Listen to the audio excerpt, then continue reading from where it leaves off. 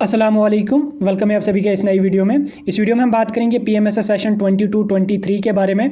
इसमें हम बात करेंगे कि दो फ्रेंड्स को पीएमएसएस में किस तरह से एक कॉलेज अलॉट होता है, क्या उसका प्रोसेस रहने वाला है, किस तरह से आपने चॉइस फिलिंग करनी है। फॉर योर काइंड इन्फॉर्मेशन मैं आपको बताना चाहता हूँ कि मेरा और मेरे फ्रेंड का भी सेम ही कॉलेज अलॉट हुआ था तो हम जो तब आ गए। तो ऐसा हर स्टूडेंट का सपना होता है कि उसका और उसके दोस्त का सेम कॉलेज आ जाए तो मज़े होते हैं फिर।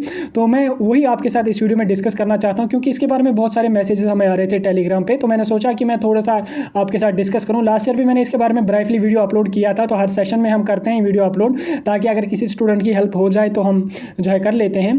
तो वीडियो काफ़ी ज़्यादा इंपॉर्टेंट है, वीडियो को पूरा एंड तक देख लें। चैनल पर अगर आप नए आए हैं तो सब्सक्राइब कर दीजिए। टेलीग्राम ग्रुप आपने ज्वाइन नहीं किया है, लिंक उसकी आपको डिस्क्रिप्शन में मिल जाएगी, जाके ज्वाइन हो जाइए। तो चलिए वीडियो को स्टार्ट कर लेते हैं। तो आगे बढ़ने से पहले मैं आपको बताना चाहता हूँ कि जो स्टूडेंट अभी रजिस्ट्रेशन जिनकी नहीं हो रही है, जैसे बायएनुअल के स्टूडेंट्स हैं, उनको अभी रजिस्ट्रेशन नहीं हो रही है, तो उसमें मसला ये है कि उनका डाटा अभी अपडेट नहीं हुआ है। और मैं आपको दूसरी एक बात बताना चाहता हूं कि मैंने ऑलरेडी आपको बोला था कि पीएमएसएस की डेट्स एक्सटेंड हो जाएंगी, और वो एक्सटेंड हो गई हैं।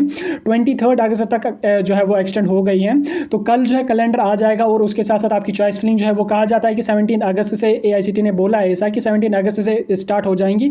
लेकिन कल जो रिवाइज्ड कैलेंडर आ जाएगा उसमें सारी डेट्स मेंशनड होंगी, तो जो ही आ जाएगा मैं आपको बता दूंगा। चलिए हम अपने टॉपिक पे बात कर लेते हैं। तो कैलेंडर जब आ जाएगा मैं आपके साथ उस टाइम को ब्राइटली डिस्कस करूंगा। फर्स्ट ऑफ ऑल मैं आपको बताना चाहता हूं कि अगर दो फ्रेंड्स चाहते हैं कि सेम कॉलेज अलॉट हो जाए, फर्स्ट ऑफ ऑल अगर आप लास्ट ईयर से देखोगे, एक बात आपको मैं बताना चाहता हूँ, पिछले एक दो साल से पहले अगर आप देखोगे तो ज़्यादा स्टूडेंट पीएमएसएस में जाते नहीं थे, और स्टूडेंट्स की भी ज़्यादा परसेंटेज होती नहीं थी। 80 के प्लस कुछ ही कैंडिडेट्स होते थे, ज़्यादा तो नहीं होते थे। इससे क्या होता कि जिनकी 80 के प्लस परसेंटेज होती थी, अगर वो चॉइस फिलिंग कुछ जिस हिसाब से हमने की थी, अगर उस हिसाब से वो करते, हमारी भी 80 के प्लस थी दोनों की, तो कॉलेज है वो सेम अलॉट हो जाता था। लेकिन लास्ट ईयर से अगर आप देखोगे 85 के प्लस मैक्सिमम कैंडिडेट्स के हैं, तो कट ऑफ भी जो है वो बहुत हाई हो जाता है। फर्स्ट ऑफ ऑल मैं आपको एक बात क्लियर करना चाहता हूं, अगर दो फ्रेंड्स चाहते हैं कि उनको सेम कॉलेज अलॉट हो जाए, तो फर्स्ट ऑफ ऑल आपकी परसेंटेज जो है वो 80 के प्लस होनी चाहिए, और आपकी परसेंटेज जो है वो मिलती जुलती होनी चाहिए। फॉर एग्जांपल 85, 86 या 80, 81, 80, 81 तो छोड़ो, वो फिर कट ऑफ के बिलो हो जाता है। 85, 86 जिस हिसाब से, मतलब एक 2% का जो है आगे पीछे होना चाहिए, ज़्यादा नहीं होने। ऐसा ना हो एक के 450 मार्क्स हैं, दूसरे को 350 मार्क्स हैं, तो 100-200 मार्क्स का फ़र्क है बीच में, तो ऐसा नहीं है, फिर अलॉटमेंट आपको सेम कॉलेज में नहीं हो जाएगी। फर्स्ट ऑफ ऑल ये जो है ये 100% कंफर्म नहीं है कि आपको, अगर आप जिस हिसाब से जो ट्रिक मैं आपको बोलूँगा उसको आप फॉलो करोगे, 100% आपको सेम कॉलेज मिलेगा। फर्स्ट ऑफ ऑल मैंने आपको पहले ही बोला कि लास्ट ईयर से कट ऑफ ज़्यादा हो रहा है, और सेम कॉलेज अलॉट होने के चांसेस बहुत कम है, क्योंकि पहले हो जाता था सेम अलॉट, क्योंकि कट ऑफ ज़्यादा नहीं था, और जो 80 के प्लस थे उनको टॉप कॉलेजेस मिल जाते थे। अगर वो उस चॉइस फिलिंग को कुछ हद तक सेम कर लेते थे तो उनकी अलॉटमेंट जो है वो सेम हो जाती है। लेकिन स्टिल आप एक ट्राई अगर कर लोगे अपनी तरफ से, तो आप एक काम कर लेना, जब चॉइस फिलिंग स्टार्ट हो जाएगी 17 से, आप चॉइसेस जो है वो सेम फिलअप कर देना। कोर्स भी आपका सेम होना चाहिए, ऐसा नहीं है कि एक बी फार्म करेगा, एक बीएससी नर्सिंग करेगा, बोलेगा सेम कॉलेज आना चाहिए, ऐसा बिल्कुल भी नहीं है। आपका कोर्स भी सेम होना चाहिए, परसेंटेज में भी थोड़ा सा ही फर्क होना चाहिए, ज़्यादा फर्क नहीं होना चाहिए। तो चॉइस फिलिंग जब स्टार्ट हो जाएगी तो आप सेम कॉलेज, जैसे फर्स्ट प्रेफरेंस पे उसने दिल्ली के 5 कॉलेजेस रखे, आपने भी दिल्ली के 5 कॉलेजेस रखने, देन उसके बाद चंडीगढ़, पंजाब, जिस हिसाब से आपने भी रखने उस हिसाब से आपने रख लेने की, यानी कि सेम रख लेने। फिर क्या होगा कि कुछ डेज बाद जब डमी अलॉटमेंट आ जाएगी, तो डमी अलॉटमेंट जब आ जाएगी उसमें लिखा होगा कि लगभग आपको कौन सा कॉलेज मिल सकता है। ठीक, अब ऐसा है कि डमी अलॉटमेंट में या तो आपको सेम मिलेगा, अगर इन केस डिफरेंट हो जाता, जैसा हमें हुआ था, हमें भी डमी अलॉटमेंट में डिफरेंट आया था।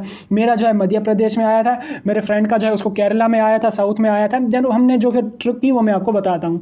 जब आपको डमी अलॉटमेंट में डिफरेंट कॉलेज आ जाएगा, फिर एक का आपने कंफर्म करना है कि एक कॉलेज हम रख लेंगे। फॉर एग्जांपल अगर एक का दिल्ली आ रहा है, एक का साउथ में आ रहा है, तो अगर आप सोच रहे हैं कि दिल्ली में सही रहेगा, तो दिल्ली वाला जो कैंडिडेट है जिसको दिल्ली में कॉलेज आया है, उसको चॉइस फिलिंग के साथ कुछ नहीं करना है, क्योंकि जब डमी अलॉटमेंट आ जाएगी चॉइस फिलिंग दोबारा से ओपन हो जाती है। डमी अलॉटमेंट कंफर्म नहीं होता कि 100% आ जाएगी, तो डमी अलॉटमेंट मैंने ऑलरेडी आपको समझा दिया, वो ट्राई बॉल की तरह होती है। तो दोबारा से जब चॉइस फिलिंग स्टार्ट हो जाएगी 2 दिन के लिए, तो आपने क्या काम कर लेना है, एक आपने कंफर्म रख लेना है कि यहाँ मुझे जाना है। देन दूसरा जो कैंडिडेट होगा जिसको फॉर एग्जाम्पल साउथ में अलॉट हुई है या कहीं और अलॉट हुई है, वो क्या काम करेगा, दिल्ली के ही, फॉर एग्जाम्पल अगर दिल्ली में ही आपने जाना है, दिल्ली में एक फ्रेंड का हुआ है, तो वो दिल्ली के ही कॉलेज फर्स्ट प्रेफरेंस पे रखेगा, और दिल्ली में से वो कॉलेज आप फर्स्ट प्रेफरेंस पे रख लेना जो उस फ्रेंड को अलॉट हुआ है। ठीक, जो उस फ्रेंड को अलॉट हुआ है वो आपने फर्स्ट प्रेफरेंस पे रख लेना। देन उसके बाद बाकी करके, तो बाकी की जो लिस्ट होगी वो आप उस हिसाब से तैयार कर लेना। लेकिन 100% कंफर्म नहीं है कि आपको सेम कॉलेज मिल जाएगा। लेकिन एक ट्रिक होती है, अगर आप ऐसा कर लोगे तो चांसेस रहते हैं कि सेम कॉलेज आपको अलॉट हो जाएगा। तो इसी तरह से हमने भी किया था, मैंने सोचा आपके साथ भी डिस्कस करूंगा।